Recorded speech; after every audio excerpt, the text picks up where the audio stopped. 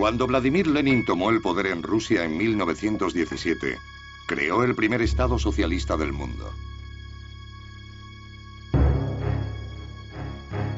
Pero otros socialistas afirmaban que la dictadura de Lenin no era auténtico socialismo. En los siguientes 60 años, personas que se llamaban a sí mismas socialistas, a menudo discrepando violentamente entre ellos, llegarían al poder en países de todo el globo, hasta gobernar a más del 60% de la humanidad.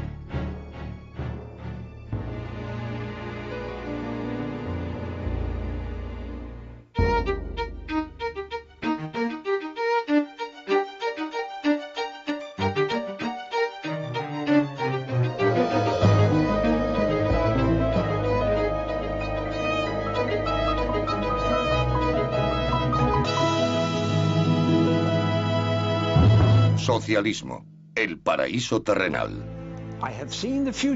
He visto el futuro y funciona.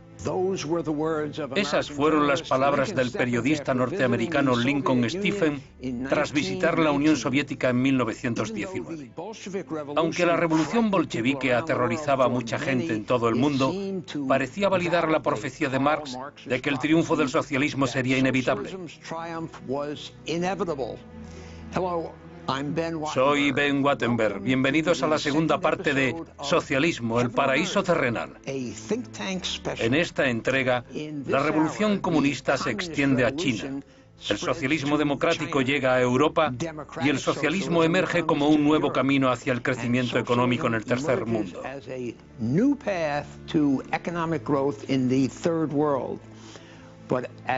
Pero mientras esta doctrina continúa extendiéndose, también conlleva decepción y desesperanza. La realidad no estuvo a la altura del ideal en ningún rincón del mundo. Y empezamos en la nueva URSS, la Unión de Repúblicas Socialistas Soviéticas.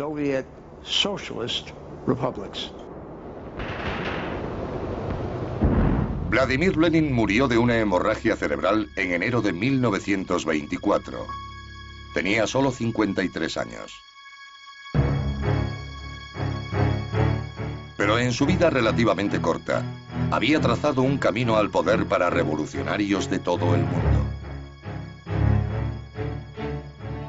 Lenin electrizaba, emocionaba, inspiraba y aterraba a gente de todo el mundo dependiendo de su mentalidad. Y lo que resulta curioso es que él diera vida al fascismo.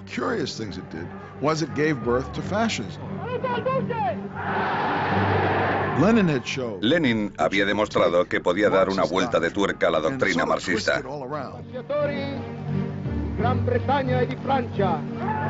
En Italia estaba Mussolini, quien decía que él también era un revolucionario. Para el Duce, como para Lenin, hacer la revolución era lo primero. Decía, si pudiéramos apartar a los proletarios y convertirnos en su vanguardia, podríamos sustituir al proletario y poner a la nación en su lugar. En toda Europa hubo grupos de socialistas que de repente se hicieron nacionalistas.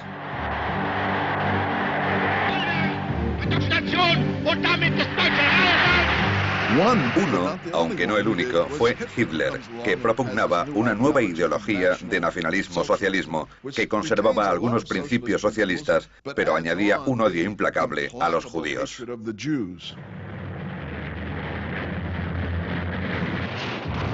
Benito Mussolini unió fuerzas con Adolf Hitler para iniciar una guerra mundial más devastadora aún que la anterior. La alianza entre Italia, Alemania y el Japón imperial puso a Mussolini frente a sus antiguos camaradas socialistas.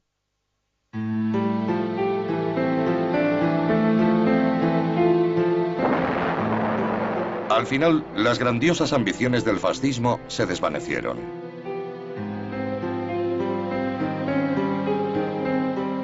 El mundo vio por última vez el cuerpo de Mussolini colgado en una gasolinera abandonada de Milán.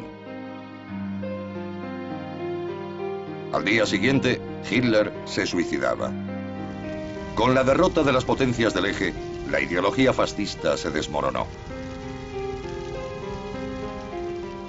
Pero la muerte de este extraño vástago solo allanó el camino para que florecieran otras ramas del socialismo. Después de la Segunda Guerra Mundial, el comunismo se propagó como nunca antes.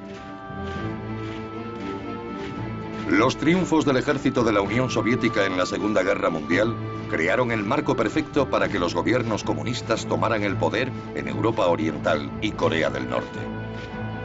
Pero la mayor conquista del comunismo estaba aún por llegar. 4 años después del final de la guerra, en China, fuerzas insurgentes comunistas expulsaban al gobierno nacionalista pro-occidental del país.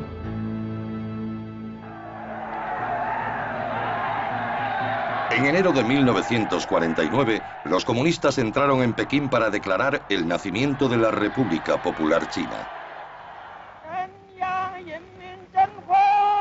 Su líder era un intelectual de 55 años llamado Mao Zedong. Mao fue un auténtico revolucionario. No creía en la normalidad ni en la rutina. No le gustaba la burocracia. Movilizó a millones de campesinos para que se unieran a la revolución comunista. Mao dio a los chinos lo que se llamaría el cuenco de arroz, la promesa de seguridad económica. Pero el precio fue la sumisión.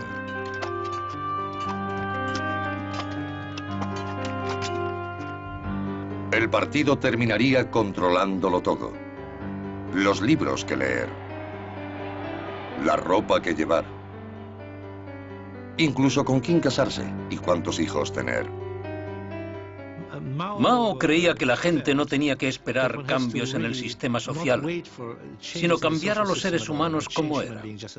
Eso significaba reeducarlos y apartarlos de su antigua cultura. Lenin permitió que su pueblo leyera los clásicos y tuviera acceso a la literatura antigua. Pero Mao cortó eso de raíz. Durante un tiempo solo pudieron leer los sandeces del Libro Rojo. Creía que así los podía apartar del pasado y crear nuevos seres humanos. China siguió el modelo soviético de industria nacionalizada y agricultura colectivizada durante casi una década. Pero los resultados fueron decepcionantes y Mao se impacientaba. Se desilusionó con el modelo soviético y pensó que podría mejorarlo imponiendo el comunismo de la noche a la mañana. Era un pensador utópico. Así fue como a finales de 1957 lanzó lo que se llamó el Gran Salto Adelante. En el centro del Gran Salto Adelante estaba una nueva institución china, las Comunas Populares. Más de 23.000, que integraban a 500 millones de personas.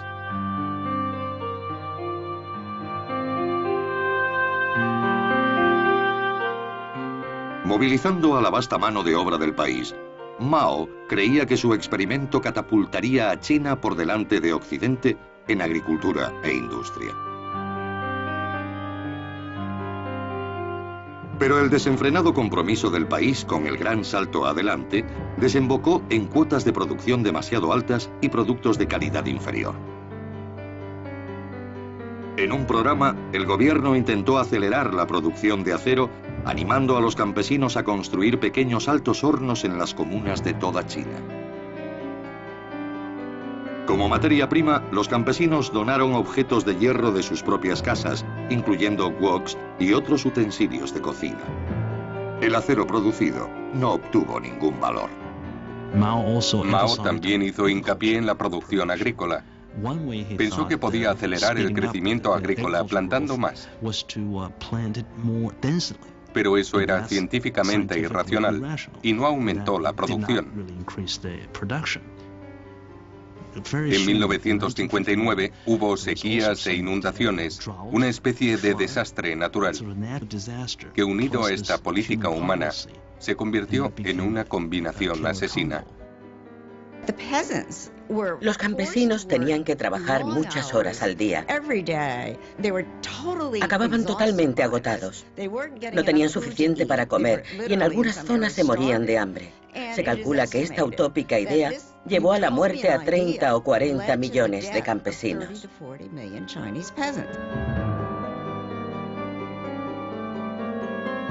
Un siglo antes, Karl Marx había soñado con la fase final del socialismo. Una sociedad de culminación humana donde una persona pudiera cazar por la mañana, pescar por la tarde y escribir poesía por la noche. Lo llamó comunismo. En Rusia y China, la palabra pasó a tener un significado muy diferente. Pero el comunismo no fue la única forma de socialismo que floreció después de la guerra. En Europa Occidental y otros lugares, una versión conseguía nuevos triunfos. Se llamaba socialismo democrático o socialdemocracia. Sus partidarios estaban convencidos de que aún se podía rescatar la verdadera esencia humana y democrática del socialismo de imposturas como el fascismo y el comunismo. A la cabeza del movimiento estaba el Partido Laborista Británico, que desafió a Winston Churchill en las primeras elecciones generales después de la derrota alemana. We have shown that we can organize the resources of the country to win the war. We can do the same in peace.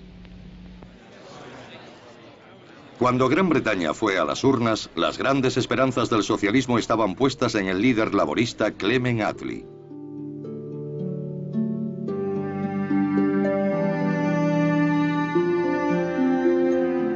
Clement Attlee era el tímido hijo de un famoso abogado londinense.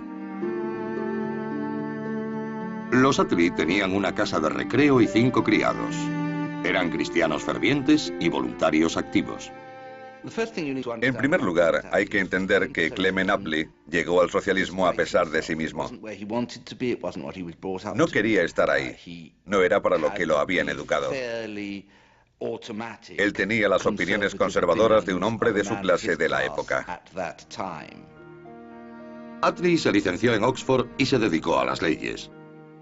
Entonces, una noche de otoño, su hermano le invitó a visitar una organización para niños desfavorecidos en el barrio de Limehouse del East London.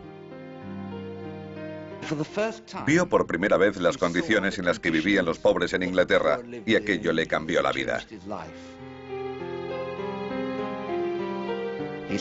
Vio a niños muriendo de hambre. Vio grandes familias viviendo en pequeñas habitaciones sin muebles, sin comida ni calefacción. Vio la completa miseria en la que vivían los pobres y lo comparó con la vida en la que él se había criado. Eso le hizo socialista. Año y medio después, con 24 años, Attlee asumió la dirección de la organización y se mudó. El barrio de Limehouse se convertiría en su hogar durante los siguientes 14 años. En 1908 se unió a un grupo de socialistas del Partido Laborista Británico. Attlee creía que si la gente vivía en chabolas, si enfermaba y no tenía los cuidados médicos adecuados, crecería siendo diferente a los que gozaban de prosperidad. Una doctrina del socialismo dice que hay que cambiar el entorno físico si quieres mejorar la naturaleza humana. Esas eran sus ideas. Attlee se presentó voluntario para combatir en la Primera Guerra Mundial y luchó con gran valor. Cuando el gobierno movilizó la economía para la guerra, él y otros pensaron que el socialismo podía funcionar. La influencia de los socialistas dentro del Partido Laborista crecía. En 1918, revisaron su doctrina para apoyar la propiedad colectiva. El Partido Laborista Británico no había empezado como socialista, sino como laborista, como una manera de que los sindicatos obreros tuvieran más representación en la política. Pero después atrajo a más intelectuales socialistas de clase media. En 1918, y para contentar a esta clase media, el partido adoptó un programa que abrazaba de forma explícita el socialismo como ideología. Y lo hicieron en la parte denominada cláusula cuarta, que decía básicamente: creemos en una sociedad en la que todo el poder productivo es de propiedad social, refiriéndose al gobierno o a la comunidad. Attlee se convirtió en el líder del Partido Laborista. Durante la Segunda Guerra Mundial fue el segundo tras Winston Churchill en el gobierno de unidad nacional de Gran Bretaña.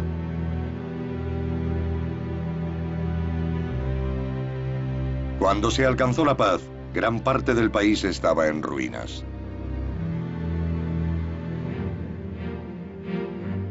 En junio de 1945, la nación celebraba sus primeras elecciones generales en casi una década. El triunfo se lo disputaban Winston Churchill y Clement Attlee. Dos hombres que se habían unido para luchar contra los alemanes, pero que ahora tenían diferentes visiones sobre la reconstrucción del país. Si le preguntaban a cualquier familia británica, incluidos los laboristas más fervientes, a quién sentarían a cenar en su mesa, habrían elegido a Winston Churchill en vez de a Clement Attlee. Pero Churchill parecía simbolizar el pasado, el desempleo, la pobreza, la falta de servicios médicos, un inadecuado sistema de educación.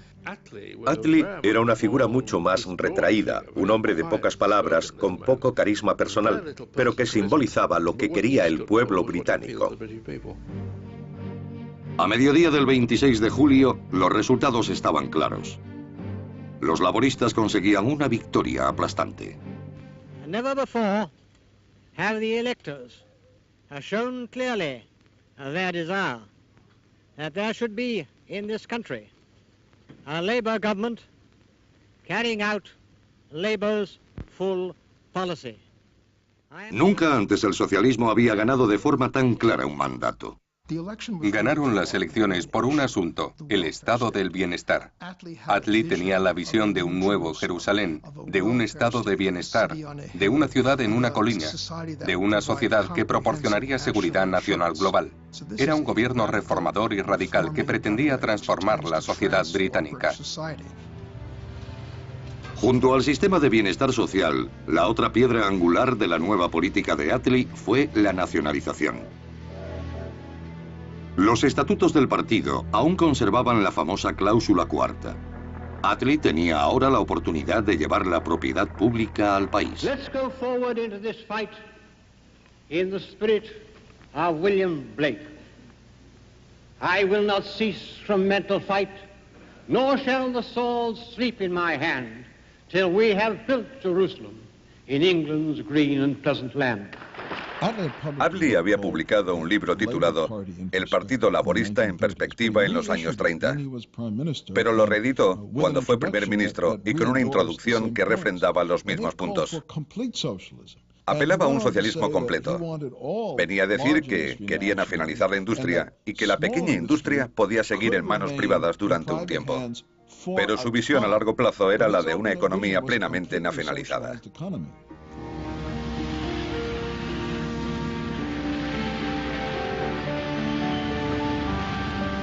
El gobierno de Attlee permanecería 6 años en el poder.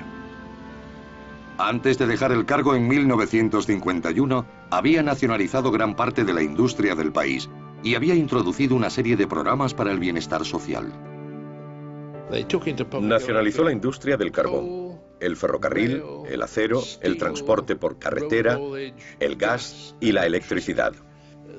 Creó un Servicio Nacional de Salud, de Seguridad Social. Estableció un sistema de pensiones por derecho que dignificaba a los mayores. Fueron 6 años de mucho trabajo. No creo que ningún gobierno haya hecho tanto. Mientras el gobierno de Attlee utilizaba el socialismo para reconstruir Gran Bretaña, en otro lugar del mundo, la doctrina se usaba para construir una nación. Una Gran Bretaña rota por la guerra ya no podía mantener su imperio en el extranjero. Y uno a uno, colonias y territorios empezaron a independizarse.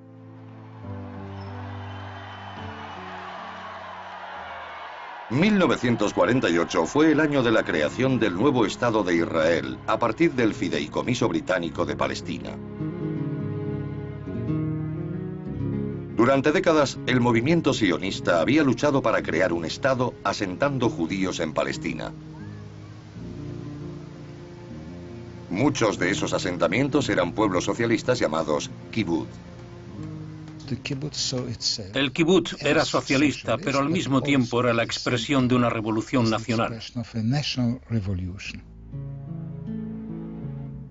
Se veían a sí mismos como la futura sociedad judía de esa tierra.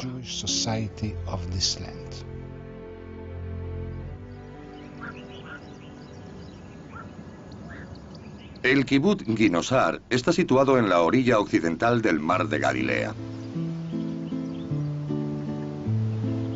Fue fundado en 1937 por un grupo de jóvenes socialistas. Pronto se convirtió en la base del Palmach, la unidad de élite de las fuerzas de defensa judías. Queríamos influir en el país. Esa era la idea. Influir y propugnar la igualdad y todas nuestras creencias. Moshe Abbes llegó al Kibbutz Ginosar en 1940 cuando solo tenía 20 años. En esos primeros años el kibbutz no tenía suficientes tiendas, por lo que dormía en el suelo. Pero para Moshe y otros, el sacrificio mereció la pena. El espíritu del kibbutz nos dio la fuerza para vivir así. Una vez, cuando me preguntaron si era religioso, les dije que yo tenía una religión y que esa era el kibbutz. Cubría todas mis necesidades.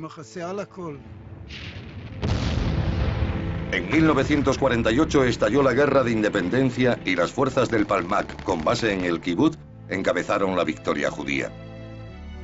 Con el apoyo del nuevo Estado de Israel, Ginosar empezó a prosperar. Se construyeron casas permanentes. Se inició una rentable política de pesca. Se empezaron a criar pollos. Producían leche y miel y se sembraron plátanos, mangos, olivos y tomates.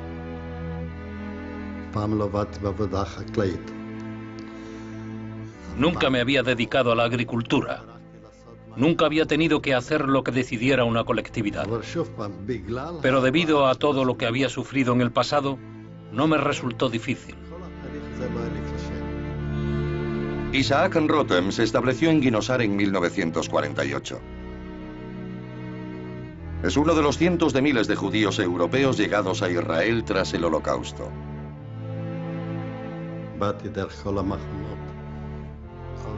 Había pasado por todos los campos, Auschwitz, Chipre, y de repente me encontraba con una gran familia, con gente que se interesaba por mí, que me preguntaba.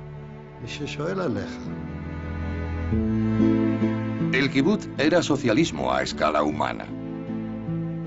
En vez de que el gobierno fuera el dueño supremo de todo, como ocurría en la Unión Soviética y a menor escala en Gran Bretaña, todo pertenecía a la comunidad y tomaba las decisiones colectivamente.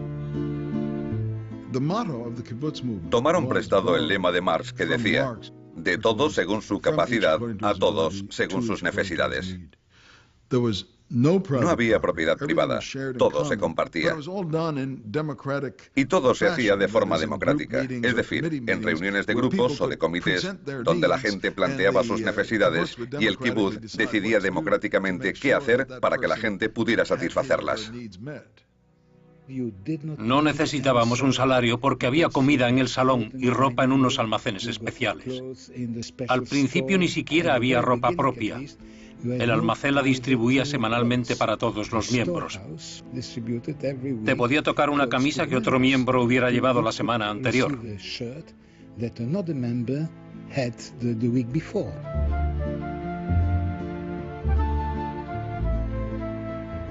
Como muchos otros experimentos comunales, incluido el de New Harmony de Robert Owen, el kibbutz incluso intentó reformar la vida familiar. Habría nuevas normas para maridos, mujeres, padres e hijos. La mitad de los miembros del kibbutz eran mujeres. La idea es que estuvieran liberadas, no de la carga de los niños, porque eso era imposible, pero sí liberadas de tener que criar a sus hijos, de la colada, de la cocina, de todas las cosas de las que normalmente se encarga una mujer. Decidieron que criar a los hijos era responsabilidad del colectivo. Los niños pertenecían a todo el mundo y todos eran responsables de su cuidado. Ya no tendrían que estar bajo la tiranía de unos aburguesados padres. Serían miembros libres de una sociedad infantil y vivirían en grupos de la misma edad.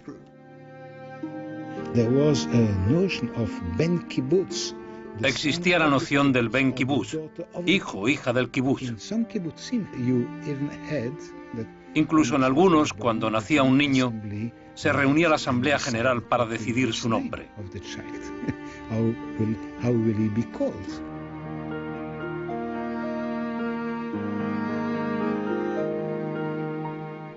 Guinosar llegó a albergar a casi 400 adultos.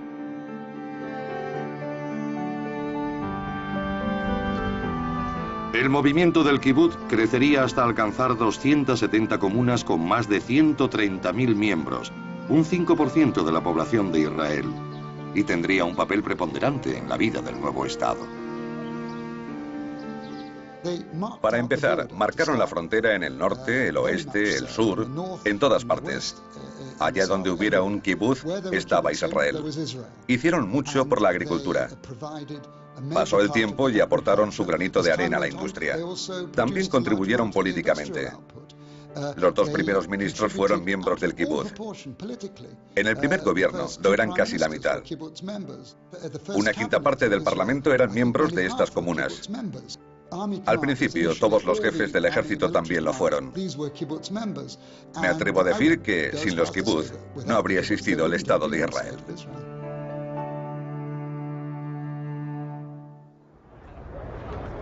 El Estado judío tenía algo único.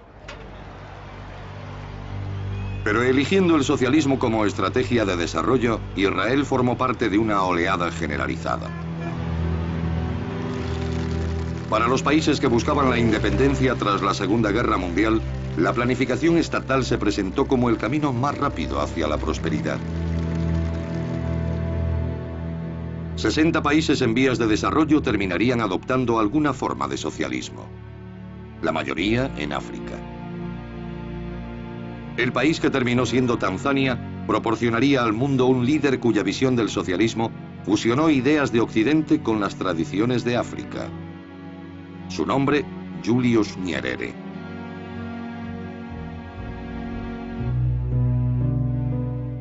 El padre de Nyerere era un jefe tribal del noroeste de Tanganica, como se conocía entonces el territorio británico.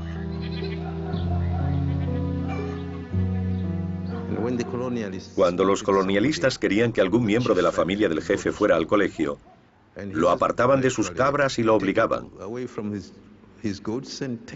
Así empezó Julius. En 1949, Nyerere llegó a la Universidad de Edimburgo, en Escocia. En Edimburgo empezó a estudiar con profesores socialistas que hablaban de la propiedad pública. Nyerere les dijo que eso se hacía en su tribu. De repente parecía como si las prácticas a las que él estaba acostumbrado, consideradas siempre atrasadas y avergonzantes, se correspondieran con el pensamiento social más avanzado del momento, que era la sociedad que los europeos propugnaban. Cuando Nyerere regresó a Tanganica en 1952, el malestar colonial se había extendido por todo el continente. En el norte, Kenia estaba inmersa por la violenta rebelión de los Mau Mau. Tanganica permanecía en paz, pero los rumores de independencia estaban en el aire. Nyerere consiguió trabajo como profesor, pero encontró su verdadera vocación en la política. Pronto convirtió un antiguo club social en el primer partido político de su país. Mientras el partido atraía a miles de seguidores, él conservó el título de su primera profesión, mwalimu, la palabra suajili para profesor.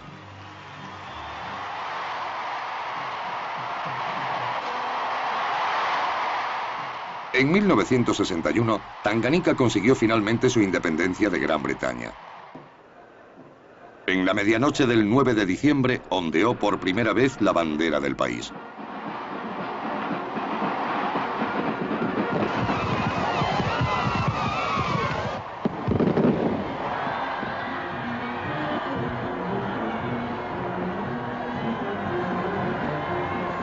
Al año siguiente, Tanganica invistió a Julius Nyerere como su primer presidente.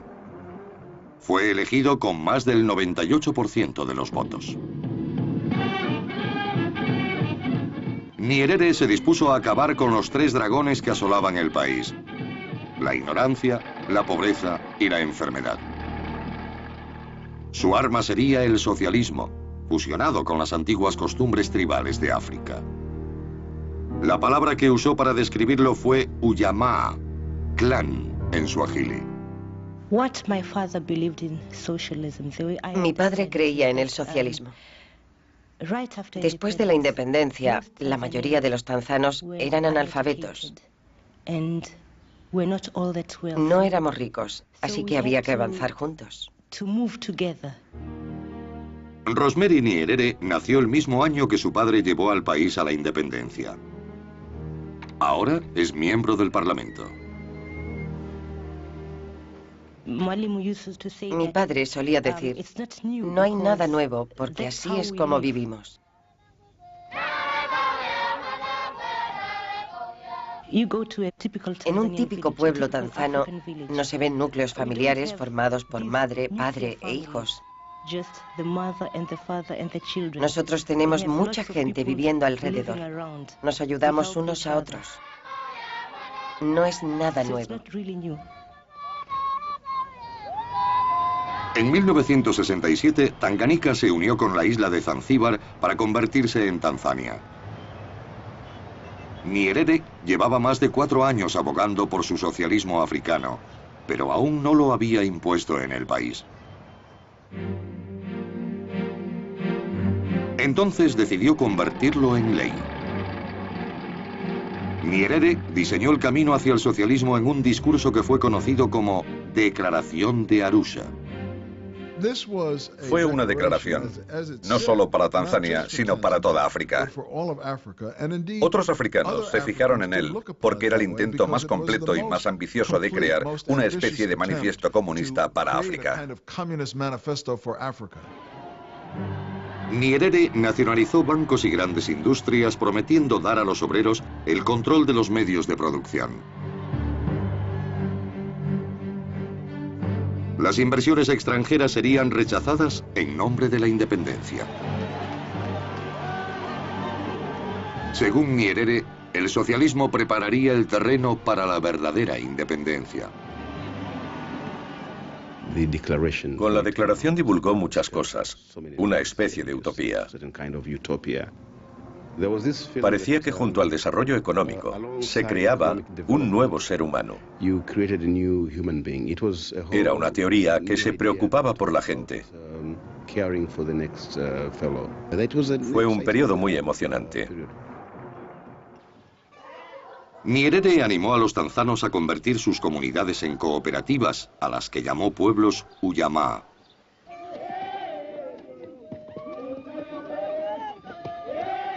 Estos nuevos poblados construirían el socialismo y darían acceso a escuelas, hospitales y agua.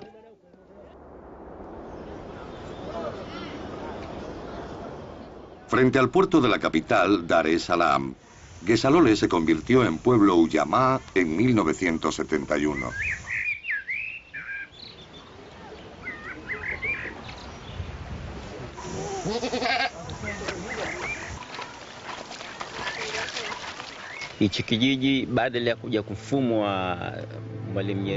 Cuando Nyerere nos animó a formar pueblos Ujamaa, nosotros fuimos los primeros en responder y convertir el nuestro en lo que él nos pedía. Cuando empezamos a llevar ese modo de vida, pudimos construir instalaciones para las aves y la pesca.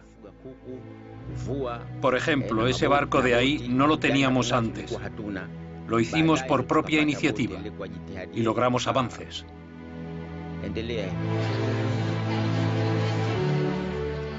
La visión de Nyerere del socialismo africano consiguió la admiración de muchos países de Occidente. La Guerra Fría se intensificaba y muchos lo consideraron la mejor alternativa al comunismo soviético en el tercer mundo. Empezó a recibir apoyo moral y económico. Empezaron a llegar presidentes del Banco Mundial, jefes de agencias de ayuda.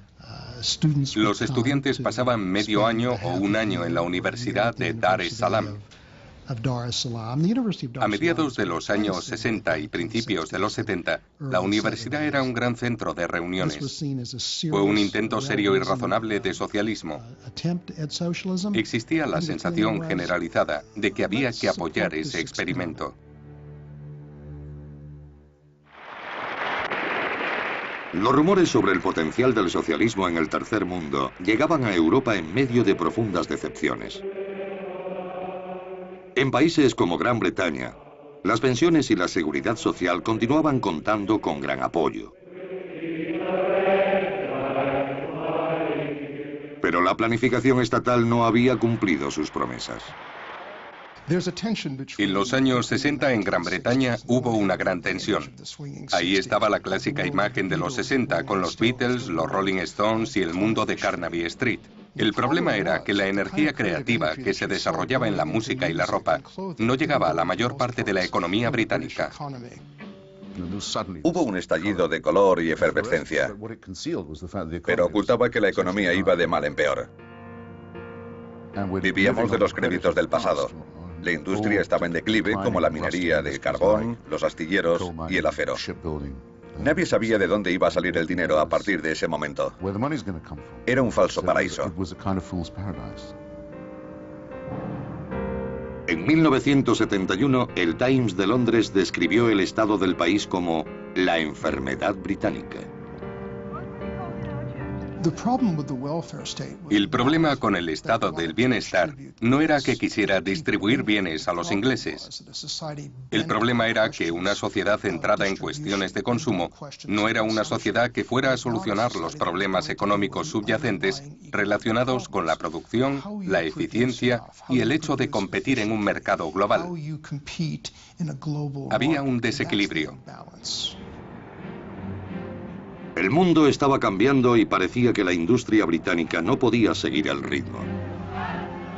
Las leyes aprobadas para proteger a los obreros británicos impedían ahora que la dirección cambiara viejas prácticas. Los obreros exigieron y consiguieron una subida de salarios, incluso cuando la productividad se estancó. En 1975, la inflación alcanzaba el 24%. Los convenios salariales aumentaron la inflación. Eso desembocó en una espiral inflacionista muy difícil de controlar. Desde 1945, gobiernos laboristas y conservadores por igual habían mantenido los programas sociales y muchas de las nacionalizaciones de Clement Attlee. Pero a mediados de los años 70, una creciente facción dentro del Partido Conservador culpó directamente al legado del gobierno de Attlee. Según ellos, lo que ocurrió en la Gran Bretaña de posguerra fue que el socialismo, los sindicatos y un costoso estado de bienestar llevaron a un declive político y económico. Aquel estado de bienestar creó una cultura de dependencia, privó a la gente de iniciativa, de responsabilidad, afectó al mercado, imposibilitó que el país hiciera nada.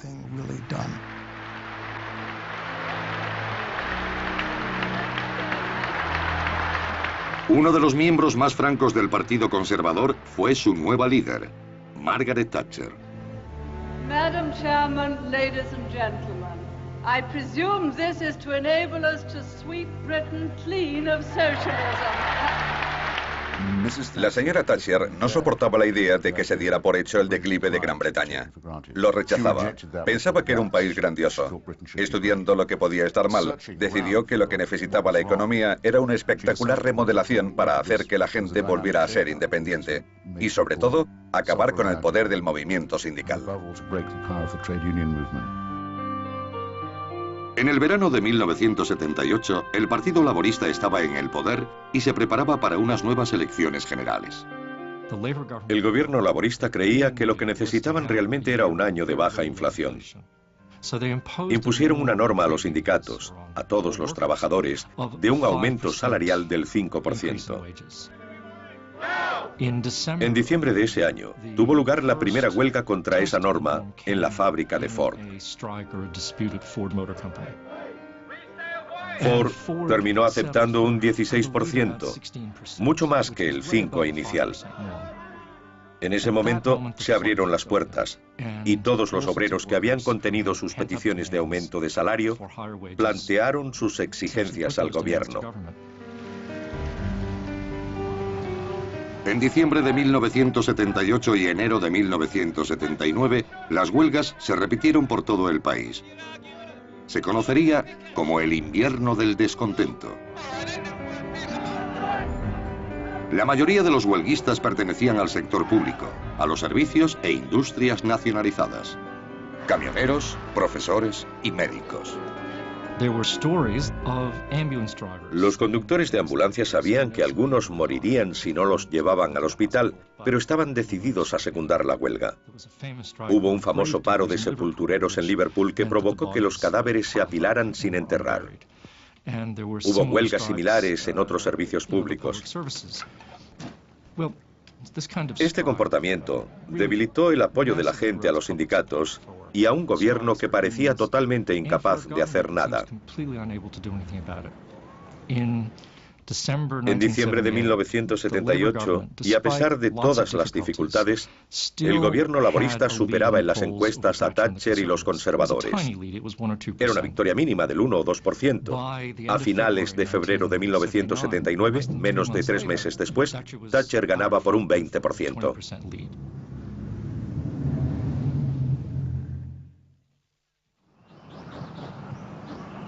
En Israel, el socialismo también estaba perdiendo parte de su tirón. Los fundadores del movimiento Kibbutz habían creído que el modo de vida comunitario arraigaría con el tiempo. Pero los años pasaban y la tendencia de los Kibbutz se apartaba del colectivismo. Al principio nos daban ropa una vez a la semana del almacén.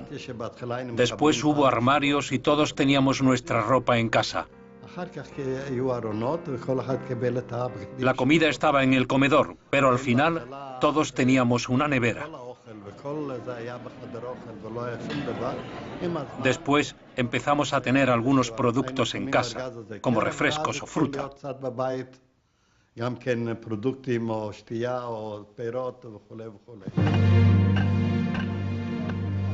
Después del nacimiento del Estado de Israel, el movimiento hacia la privatización se aceleró. Los miembros empezaron a recibir pequeñas asignaciones para gastar como desearan. Los cambios también se extendieron a las familias. Los niños de los kibbutz habían vivido y dormido en una casa comunitaria. Pero a principios de los años 70, algunos padres empezaron a cambiar de opinión. Lo de dormir todos juntos sonaba muy bien, pero era muy frustrante para los padres, especialmente para las madres que sentían que no estaban el tiempo suficiente con sus hijos. No podían verlos, sentían que no podían darles suficiente amor.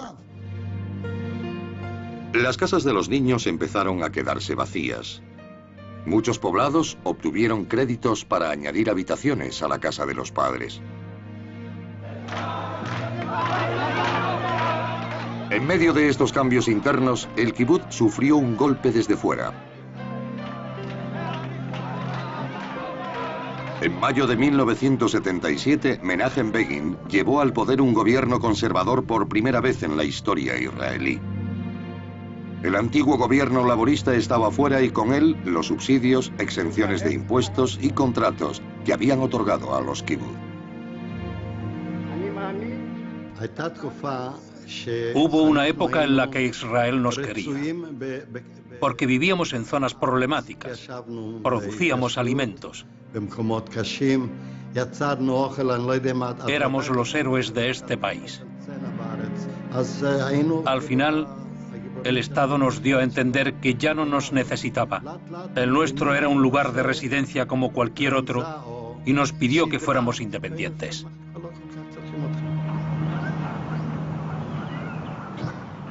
Los kibbutz aún eran comunidades socialistas, pero los problemas prácticos provocaban un mayor desequilibrio entre el ideal y la realidad.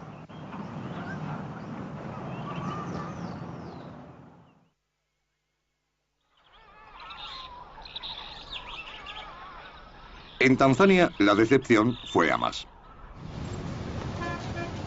Empezaba a parecer que la versión socialista de Julius Nyerere no era tan democrática como esperaban sus partidarios. En 1965, 3 años después de ser elegido presidente, modificó la constitución del país para prohibir todos los partidos políticos, menos el suyo. En cierto momento le preguntaron si un sistema de partido único incluiría garantías contra el abuso de poder. To some extent there are safeguards, but I have sufficient power under the Constitution to be a dictator. This is a dilemma of this movement. Sometimes you build the leader to the extent that at the end, when you think you have become free, the fellow has become so powerful you don't know what to do with him. Nyerere buscaba más allá de Occidente un modelo de socialismo que encajara más con un país pobre como Tanzania. En 1965 hizo su primera visita a China. El año que fuimos a China, Tanzania sufría hambruna. En aquel momento éramos solo 15 millones de personas. En China había 1.000 millones y todos comían. 1.000 millones. Hacían sus propios ferrocarriles, tenían ingenieros, construían sus casas y carreteras. Y nosotros no podíamos hacer ni siquiera un puente. China empezó a interesarse por el desarrollo de Tanzania. Terminaría contribuyendo con más de 2.000 millones de dólares en ayudas, más de lo aportado por cualquier otro país. La amistad entre ambos estados se intensificó y la visión de Nyerere del socialismo pareció virar cada vez más hacia el modelo chino.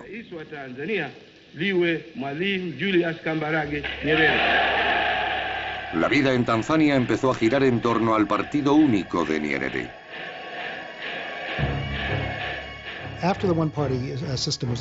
Después de que se pusiera en práctica el sistema de partido único en 1965, el país empezó a ser cada vez más autoritario.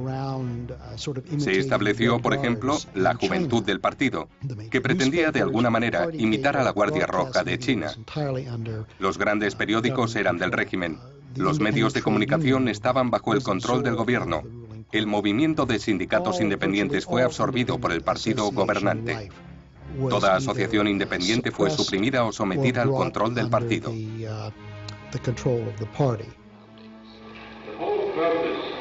En 1967 el país empezó a revisar sus escuelas, desechando el viejo sistema occidental.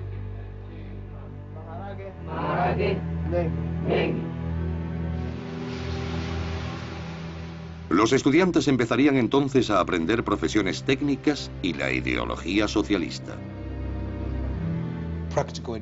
Dejó de estudiarse ciencia, física, química y biología. Decían que eso era un triunfo, pero para nosotros fue el final de todo. Christopher Tikila es pastor de la Iglesia de la Salvación de Dar es Salaam y líder del partido de la oposición en Tanzania. Ha sido arrestado más de 20 veces por su actividad política. Sus problemas con el gobierno comenzaron cuando estaba en secundaria. Todos los profesores eran de Occidente y nos enseñaron la santidad de la vida humana, la dignidad y esas cosas. De repente, esa gente a la que nos habían hecho llamar hermanos, porque vivían en democracia y disfrutaban de derechos humanos, eran ahora imperialistas. Estaba confuso. Los tanzanos no abrazaron todos los aspectos del experimento socialista de Nyerere. Por mucho que se les animó, no se desplazaron a los pueblos Ujamaa. En 1973, Nyerere perdió la paciencia. Ordenó redistribuir a todos los tanzanos por los pueblos planificados en menos de 3 años. Hubo problemas desde el principio. Durante la ejecución del programa se cometieron algunos errores. A veces un pueblo se reubicaba en un lugar donde no había agua. A veces los hombres del gobierno se comportaban de una manera brutal. Esas cosas pasan a veces.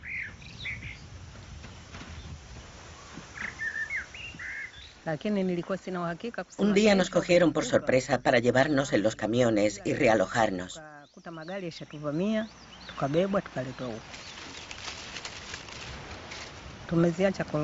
Tuvimos que dejar las castañas allí, cuando estábamos a punto de recogerlas. El pueblo de Satuni Abasi fue reubicado en 1974. No todos quisieron irse.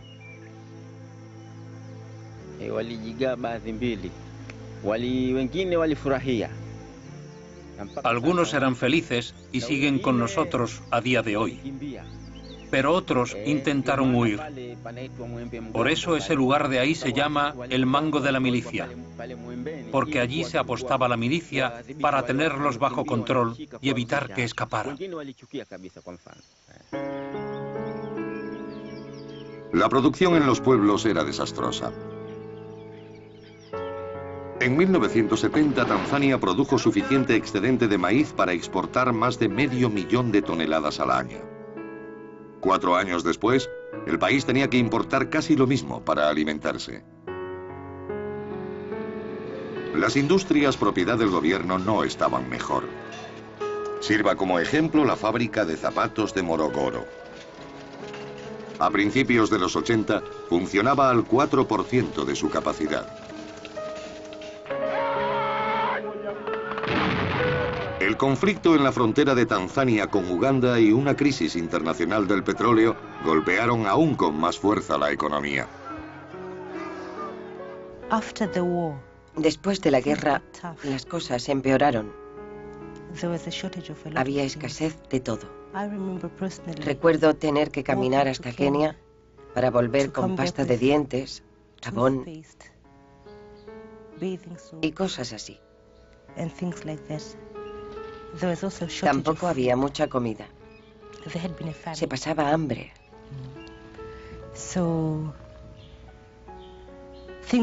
Las cosas iban muy mal.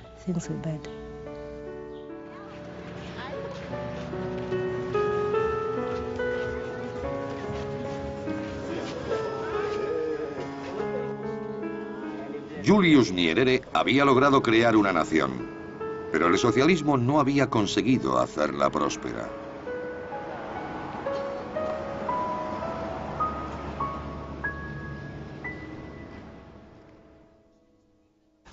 Para muchos en Occidente, en su mayoría de la izquierda del espectro político, el socialismo del tercer mundo parecía un antídoto contra el comunismo soviético. Pero las naciones que siguieron ese camino, como Tanzania, se estancaron. En contraste, los que adoptaron la propiedad privada y el comercio exterior, como Taiwán, Corea del Sur, Hong Kong y Singapur, prosperaron. Estos llamados pequeños tigres de Asia dieron un golpe mortal al socialismo del tercer mundo y con él a la última esperanza del socialismo ideal. No se pierdan el episodio final de Socialismo, el paraíso terrenal.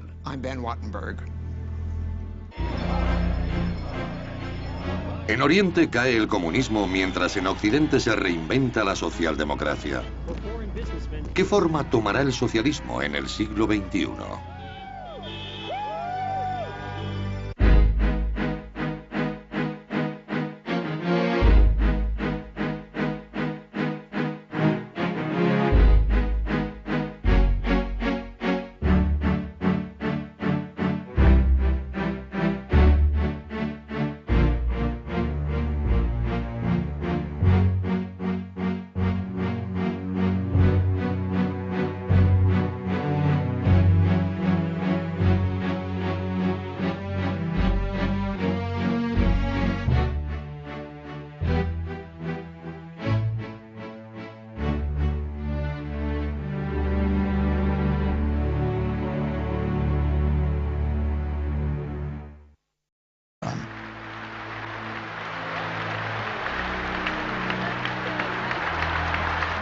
Uno de los miembros más francos del Partido Conservador fue su nueva líder, Margaret Thatcher.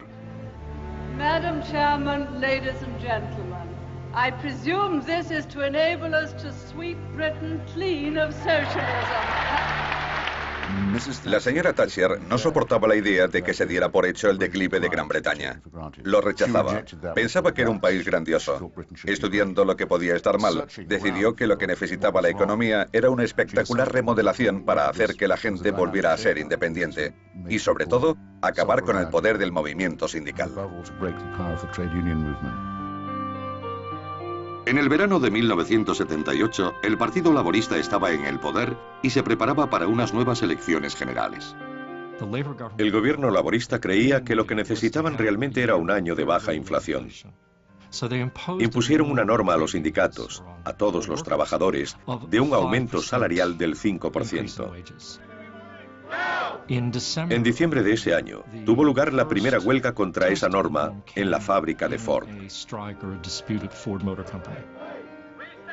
Ford terminó aceptando un 16%, mucho más que el 5% inicial. En ese momento se abrieron las puertas y todos los obreros que habían contenido sus peticiones de aumento de salario plantearon sus exigencias al gobierno. En diciembre de 1978 y enero de 1979, las huelgas se repitieron por todo el país. Se conocería como el invierno del descontento. La mayoría de los huelguistas pertenecían al sector público, a los servicios e industrias nacionalizadas. Camioneros, profesores y médicos. Los conductores de ambulancias sabían que algunos morirían si no los llevaban al hospital, pero estaban decididos a secundar la huelga. Hubo un famoso paro de sepultureros en Liverpool que provocó que los cadáveres se apilaran sin enterrar. Hubo huelgas similares en otros servicios públicos.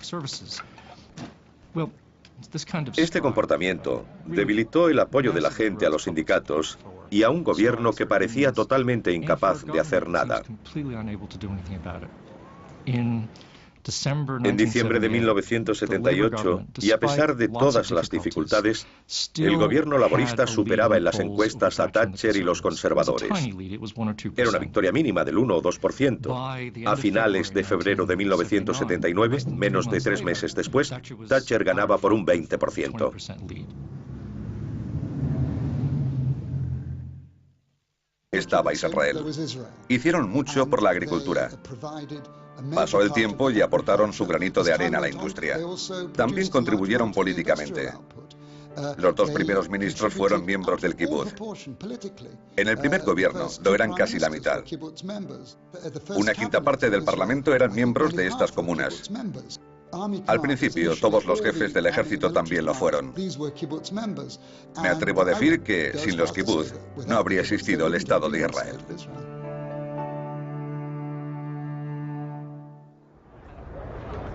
El Estado judío tenía algo único. Pero eligiendo el socialismo como estrategia de desarrollo, Israel formó parte de una oleada generalizada. Para los países que buscaban la independencia tras la Segunda Guerra Mundial, la planificación estatal se presentó como el camino más rápido hacia la prosperidad. 60 países en vías de desarrollo terminarían adoptando alguna forma de socialismo. La mayoría en África. El país que terminó siendo Tanzania proporcionaría al mundo un líder cuya visión del socialismo fusionó ideas de Occidente con las tradiciones de África. Su nombre, Julius Nyerere.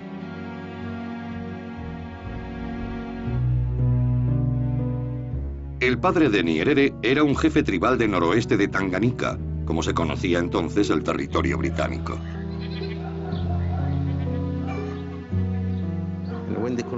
Cuando los colonialistas querían que algún miembro de la familia del jefe fuera al colegio, lo apartaban de sus cabras y lo obligaban. Así empezó Julius. En 1949, Nyerere llegó a la Universidad de Edimburgo, en Escocia. En Edimburgo empezó a estudiar con profesores socialistas que hablaban de la propiedad pública.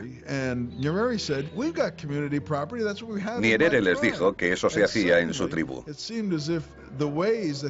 De repente parecía como si las prácticas a las que él estaba acostumbrado, consideradas siempre atrasadas y avergonzantes, se correspondieran con el pensamiento social más avanzado del momento, que era la sociedad que los europeos propugnaban. Cuando Nyerere regresó a Tanganica en 1952, el malestar colonial se había extendido por todo el continente. En el norte, Kenia estaba inmersa por la violenta rebelión de los Mau Mau. Tanganica permanecía en paz, pero los rumores de independencia estaban en el aire. Nyerere consiguió trabajo como profesor, pero encontró su verdadera vocación en la política. Pronto convirtió... En 1961, Tanganica consiguió finalmente su independencia de Gran Bretaña. En la medianoche del 9 de diciembre, ondeó por primera vez la bandera del país.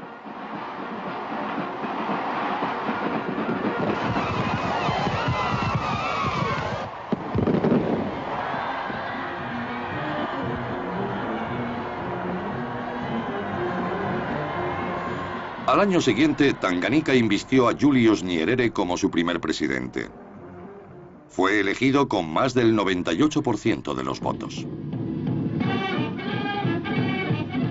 Nyerere se dispuso a acabar con los tres dragones que asolaban el país: la ignorancia, la pobreza y la enfermedad.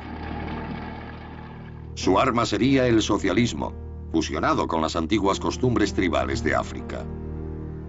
La palabra que usó para describirlo fue ujamaa, clan en suajili.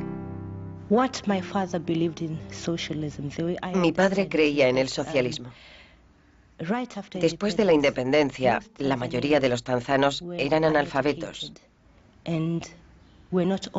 No éramos ricos, así que había que avanzar juntos. Rosemary Nyerere nació el mismo año que su padre llevó al país a la independencia. Ahora es miembro del Parlamento. Mi padre solía decir, no hay nada nuevo porque así es como vivimos.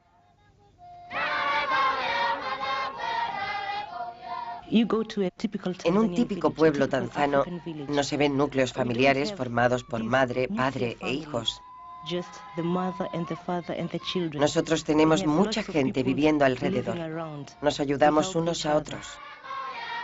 No es nada nuevo. En 1967, Tanganica se unió con la isla de Zanzíbar para convertirse en Tanzania. Nyerere llevaba más de 4 años abogando por su socialismo africano, pero aún no lo había impuesto en el país. Entonces decidió convertirlo en ley. Nyerere diseñó el camino hacia el socialismo en un discurso que fue conocido como Declaración de Arusha.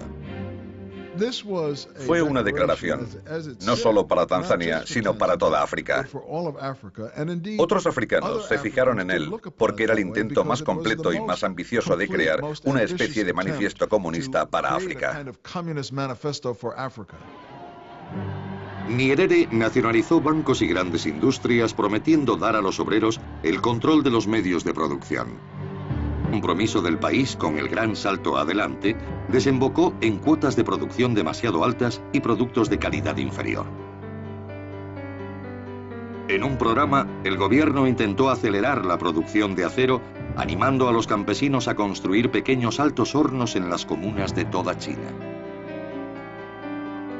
Como materia prima, los campesinos donaron objetos de hierro de sus propias casas, incluyendo woks y otros utensilios de cocina. El acero producido no obtuvo ningún valor. Mao también hizo hincapié en la producción agrícola. Pensó que podía acelerar el crecimiento agrícola plantando más. Pero eso era científicamente irracional y no aumentó la producción. En 1959 hubo sequías e inundaciones, una especie de desastre natural, que unido a esta política humana se convirtió en una combinación asesina. Los campesinos tenían que trabajar muchas horas al día. Acababan totalmente agotados. No tenían suficiente para comer y en algunas zonas se morían de hambre. Se calcula que esta utópica idea llevó a la muerte a 30 o 40 millones de campesinos.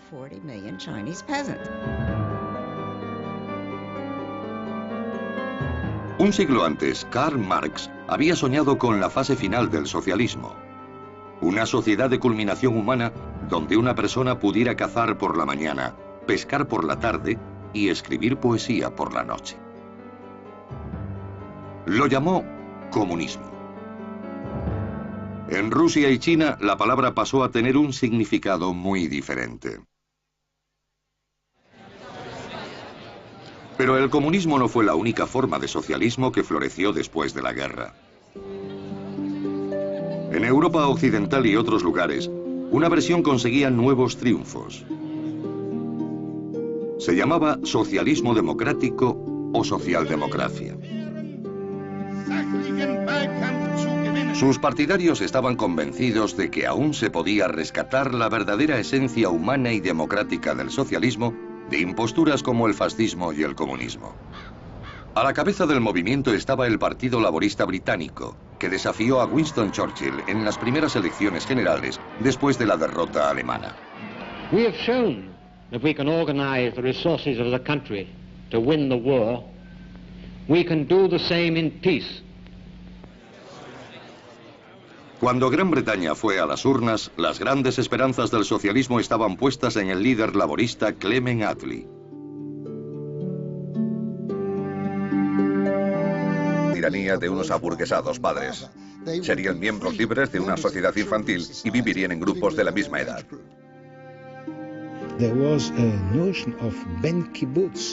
Existía la noción del Ben Kibutz, hijo o hija del kibutz. Incluso en algunos, cuando nacía un niño, se reunía la Asamblea General para decidir su nombre.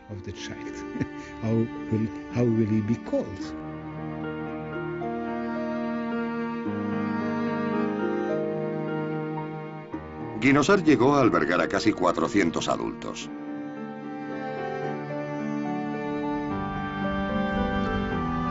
El movimiento del kibutz crecería hasta alcanzar 270 comunas con más de 130.000 miembros, un 5% de la población de Israel, y tendría un papel preponderante en la vida del nuevo Estado.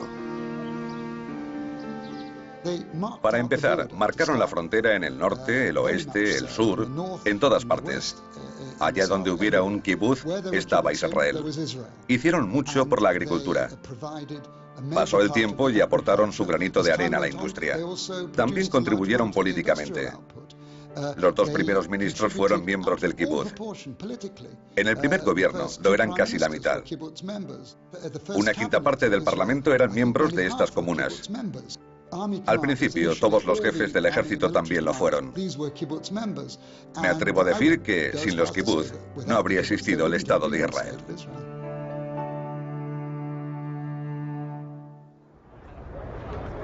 El Estado judío tenía algo único. Pero eligiendo el socialismo como estrategia de desarrollo, Israel formó parte de una oleada generalizada. Para los países que buscaban la independencia tras la Segunda Guerra Mundial, la planificación estatal se presentó como el camino más rápido hacia la prosperidad. 60 países en vías de desarrollo terminarían adoptando alguna forma de socialismo. La mayoría en África. El país que terminó siendo Tanzania proporcionaría al mundo un líder cuya visión del socialismo fusionó ideas de Occidente con las tradiciones de África. Su nombre, Julius Nyerere.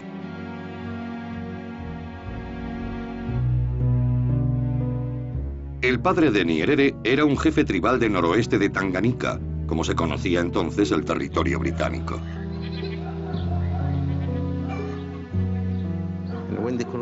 Cuando los colonialistas querían que algún miembro de la familia del jefe fuera al colegio, lo apartaban de sus cabras y lo obligaban. Así empezó Julius. o de arroz, la promesa de seguridad económica. Pero el precio fue la sumisión.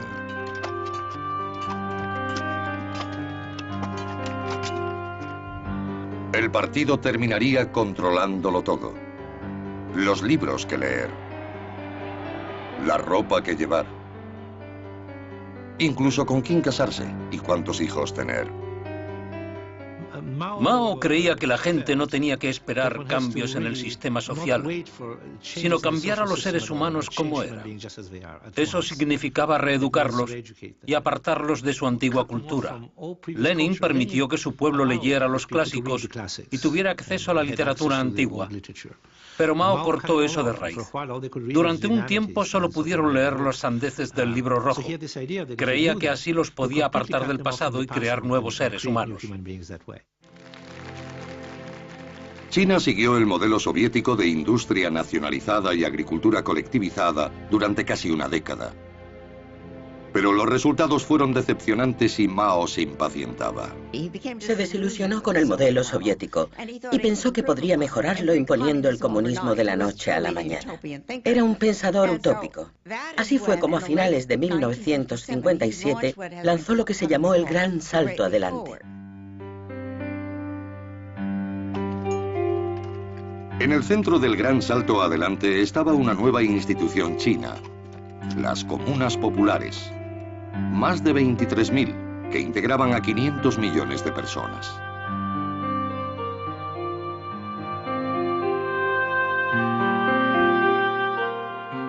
Movilizando a la vasta mano de obra del país, Mao creía que su experimento catapultaría a China por delante de Occidente en agricultura e industria. Pero el desenfrenado compromiso del país con el Gran Salto Adelante desembocó en cuotas de producción demasiado altas y productos de calidad inferior. En un programa, el gobierno intentó acelerar la producción de acero, animando a los campesinos a construir pequeños altos hornos en las comunas de toda China. Como materia prima, los campesinos donaron objetos de hierro de sus propias casas, incluyendo woks y otros utensilios de cocina. El acero producido no obtuvo ningún valor. Mao también hizo hincapié en la producción agrícola. Pensó que podía acelerar el crecimiento agrícola plantando más. Pero eso era científicamente irracional y no aumentó la producción. En 1959 hubo sequías e inundaciones, una especie de desastre. No quería estar ahí. No era para lo que lo habían educado. Él tenía las opiniones conservadoras de un hombre de su clase de la época. Attlee se licenció en Oxford y se dedicó a las leyes. Entonces, una noche de otoño, su hermano le invitó a visitar una organización para niños desfavorecidos en el barrio de Limehouse del East London. Vio por primera vez las condiciones en las que vivían los pobres en Inglaterra y aquello le cambió la vida. Vio a niños muriendo de hambre. Vio grandes familias viviendo en pequeñas habitaciones sin muebles, sin comida ni calefacción. Vio la completa miseria en la que vivían los pobres y lo comparó con la vida en la que él se había criado. Eso le hizo socialista. Año y medio después, con 24 años, Attlee asumió la dirección de la organización y se mudó. El barrio de Limehouse se convertiría en su hogar durante los siguientes 14 años. En 1908 se unió a un grupo de socialistas del Partido Laborista Británico. Attlee creía que si la gente vivía en chabolas, si enfermaba y no tenía los cuidados médicos adecuados, crecería siendo diferente a los que gozaban de prosperidad. Una doctrina del socialismo dice que hay que cambiar el entorno físico si quieres mejorar la naturaleza humana. Esas eran sus ideas. Attlee se presentó voluntario para combatir en la Primera Guerra Mundial y luchó con gran valor. Cuando el gobierno movilizó la economía para la guerra, él y otros pensaron que el socialismo podía funcionar. La influencia de los socialistas dentro del Partido Laborista crecía. En 1918 revisaron su doctrina para apoyar la propiedad colectiva. El Partido Laborista británico no había empezado como socialista, sino como laborista, como una manera de que los sindicatos obreros tuvieran más representación en la política.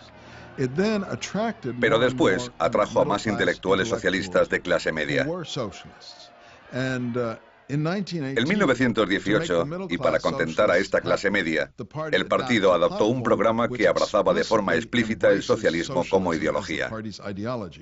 Y lo hicieron en la parte denominada cláusula cuarta, que decía básicamente: creemos en una sociedad en la que todo el poder productivo es de propiedad social, refiriéndose al gobierno o a la comunidad. Attlee se convirtió en el líder del partido. Después del nacimiento del Estado de Israel, el movimiento hacia la privatización se aceleró. Los miembros empezaron a recibir pequeñas asignaciones para gastar como desearan. Los cambios también se extendieron a las familias. Los niños de los kibbutz habían vivido y dormido en una casa comunitaria. Pero a principios de los años 70, algunos padres empezaron a cambiar de opinión. Lo de dormir todos juntos sonaba muy bien, pero era muy frustrante para los padres, especialmente para las madres que sentían que no estaban el tiempo suficiente con sus hijos. No podían verlos, sentían que no podían darles suficiente amor. Las casas de los niños empezaron a quedarse vacías. Muchos poblados obtuvieron créditos para añadir habitaciones a la casa de los padres. En medio de estos cambios internos, el kibbutz sufrió un golpe desde fuera. En mayo de 1977, Menachem Begin llevó al poder un gobierno conservador por primera vez en la historia israelí. El antiguo gobierno laborista estaba fuera y con él los subsidios, exenciones de impuestos y contratos que habían otorgado a los kibbutz. Hubo una época en la que Israel nos quería, porque vivíamos en zonas problemáticas, producíamos alimentos. Éramos los héroes de este país.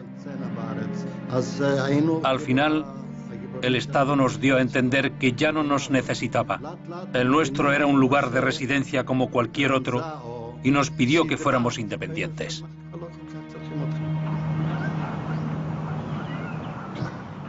Los kibbutz aún eran comunidades socialistas, pero los problemas prácticos provocaban un mayor desequilibrio entre el ideal y la realidad.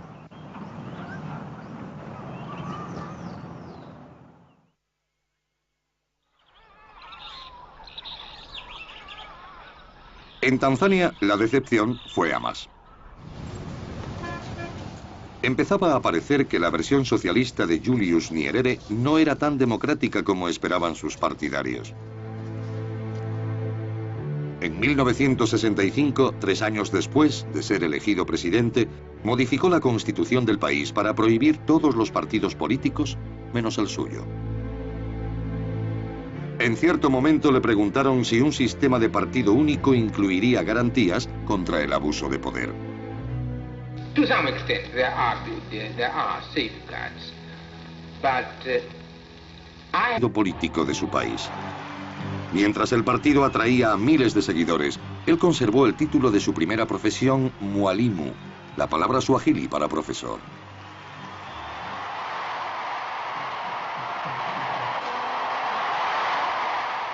En 1961, Tanganica consiguió finalmente su independencia de Gran Bretaña.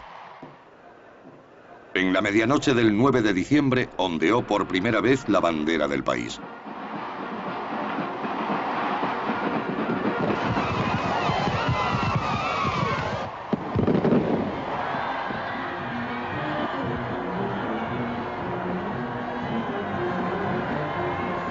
Al año siguiente, Tanganica invistió a Julius Nyerere como su primer presidente. Fue elegido con más del 98% de los votos. Nyerere se dispuso a acabar con los 3 dragones que asolaban el país: la ignorancia, la pobreza y la enfermedad. Su arma sería el socialismo, fusionado con las antiguas costumbres tribales de África. La palabra que usó para describirlo fue ujamaa, clan en suajili. Mi padre creía en el socialismo. Después de la independencia, la mayoría de los tanzanos eran analfabetos. No éramos ricos, así que había que avanzar juntos. Rosemary Nyerere nació el mismo año que su padre llevó al país a la independencia. Ahora es miembro del Parlamento. Mi padre solía decir, no hay nada nuevo porque así es como vivimos.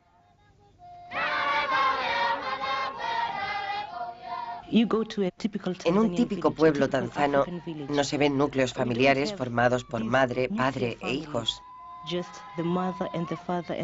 Nosotros tenemos mucha gente viviendo alrededor. Nos ayudamos unos a otros. No es nada nuevo. En 1967, Tanganyika se unió con la isla de Zanzíbar para convertirse en Tanzania. Nyerere llevaba más de 4 años abogando por su socialismo africano, pero aún no lo había impuesto en el país. Entonces decidió convertirlo en ley. Nyerere diseñó el camino hacia el socialismo en un discurso que fue conocido como Declaración de Arusha. Fue una declaración, no solo para Tanzania, sino para toda África. Otros africanos se fijaron en él porque era el intento. En Israel, el socialismo también estaba perdiendo parte de su tirón. Los fundadores del movimiento Kibbutz habían creído que el modo de vida comunitario arraigaría con el tiempo. Pero los años pasaban y la tendencia de los kibbutz se apartaba del colectivismo. Al principio nos daban ropa una vez a la semana del almacén. Después hubo armarios y todos teníamos nuestra ropa en casa. La comida estaba en el comedor, pero al final todos teníamos una nevera. Después empezamos a tener algunos productos en casa, como refrescos o fruta.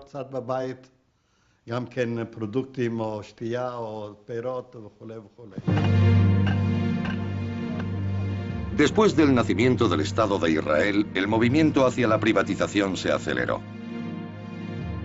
Los miembros empezaron a recibir pequeñas asignaciones para gastar como desearan.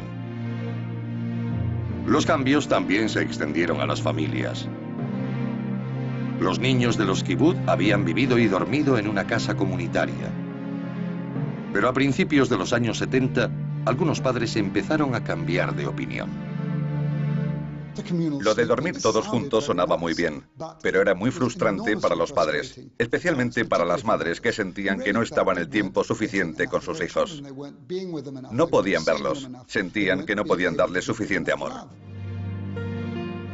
Las casas de los niños empezaron a quedarse vacías.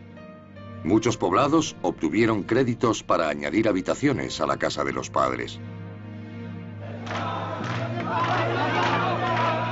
En medio de estos cambios internos, el kibbutz sufrió un golpe desde fuera.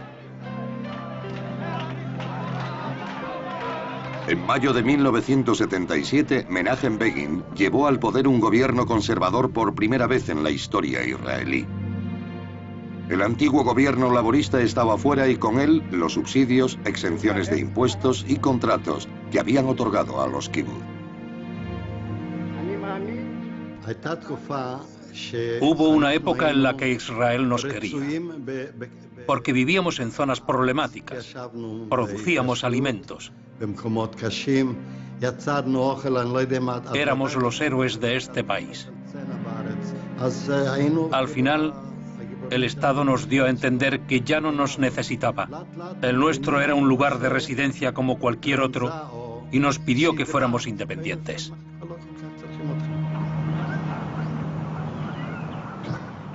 Los kibbutz aún eran comunidad en Tanzania. Nyerere llevaba más de 4 años abogando por su socialismo africano, pero aún no lo había impuesto en el país. Entonces decidió convertirlo en ley. Nyerere diseñó el camino hacia el socialismo en un discurso que fue conocido como Declaración de Arusha. Fue una declaración, no solo para Tanzania, sino para toda África. Otros africanos se fijaron en él porque era el intento más completo y más ambicioso de crear una especie de manifiesto comunista para África. Nyerere nacionalizó bancos y grandes industrias, prometiendo dar a los obreros el control de los medios de producción. Las inversiones extranjeras serían rechazadas en nombre de la independencia. Según Nyerere, el socialismo prepararía el terreno para la verdadera independencia. Con la declaración divulgó muchas cosas, una especie de utopía. Parecía que junto al desarrollo económico se creaba un nuevo ser humano. Era una teoría que se preocupaba por la gente. Fue un periodo muy emocionante. Nyerere animó a los tanzanos a convertir sus comunidades en cooperativas, a las que llamó pueblos Ujamaa.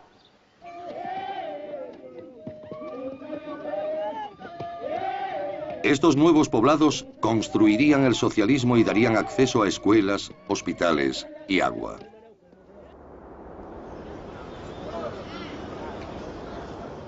Frente al puerto de la capital, Dar es Salaam, Gesalole se convirtió en pueblo Ujamaa en 1971.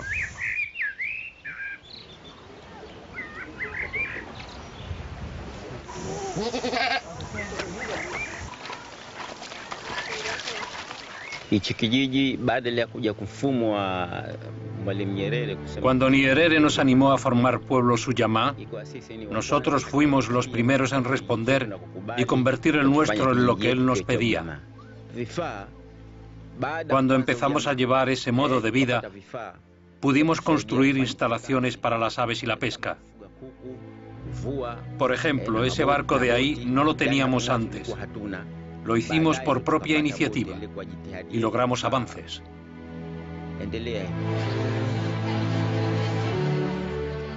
La visión de Nyerere del socialismo africano consiguió la admiración de muchos países de Occidente. Un año en la Universidad de Dar es Salaam. A mediados de los años 60 y principios de los 70, la universidad era un gran centro de reuniones. Fue un intento serio y razonable de socialismo. Existía la sensación generalizada de que había que apoyar ese experimento. Los rumores sobre el potencial del socialismo en el tercer mundo llegaban a Europa en medio de profundas decepciones. En países como Gran Bretaña, las pensiones y la seguridad social continuaban contando con gran apoyo. Pero la planificación estatal no había cumplido sus promesas. En los años 60 en Gran Bretaña hubo una gran tensión. Ahí estaba la clásica imagen de los 60 con los Beatles, los Rolling Stones y el mundo de Carnaby Street. El problema era que la energía creativa que se desarrollaba en la música y la ropa no llegaba a la mayor parte de la economía británica. Hubo un estallido de color y efervescencia, pero ocultaba que la economía iba de mal en peor. Vivíamos de los créditos del pasado. La industria estaba en declive, como la minería del carbón, los astilleros y el acero. Nadie sabía de dónde iba a salir el dinero a partir de ese momento. Era un falso paraíso. En 1971, el Times de Londres describió el estado del país como la enfermedad británica. El problema con el estado del bienestar no era que quisiera distribuir bienes a los ingleses. El problema era que una sociedad centrada en cuestiones de consumo no era una sociedad que fuera a solucionar los problemas económicos subyacentes relacionados con la producción, la eficiencia y el hecho de competir en un mercado global.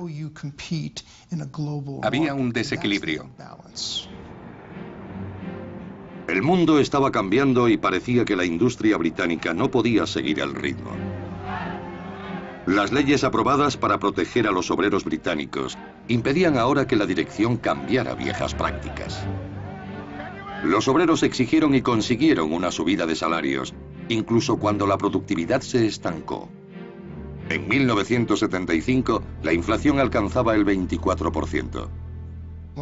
Los convenios salariales aumentaron la inflación. Eso desembocó en una espiral inflacionista muy difícil de controlar. Desde 1945, gobiernos laboristas y conservadores por igual habían mantenido los programas sociales y muchas de las nacionalizaciones de Clement Attlee.